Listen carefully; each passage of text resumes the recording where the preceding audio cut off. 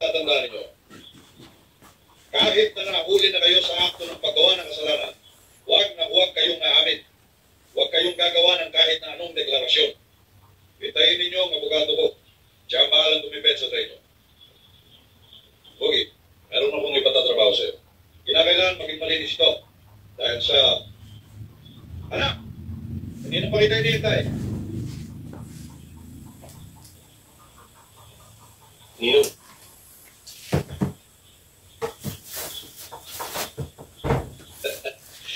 Amoy, kamana ka. Pero mo pang mumuret, hindi na nga magagawin. Boss! Tagal ko na sinasabi sa'yo. Lang ang inaanak ko.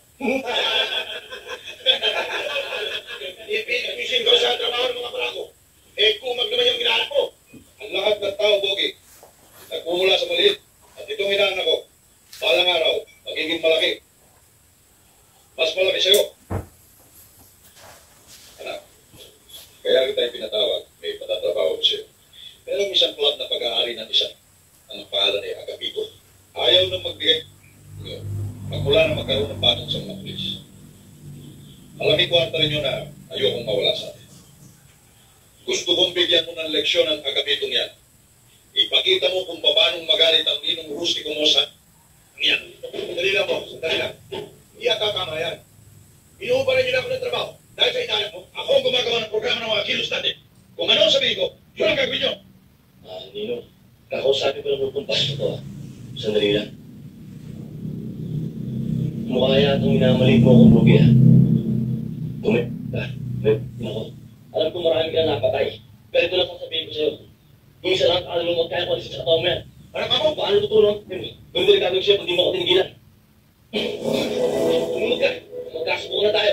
Oops! May nagpapagaling. Sige, tumulog ka. Sama-sama na kayo. Sa taga-taga na ako eh. Ano po mo?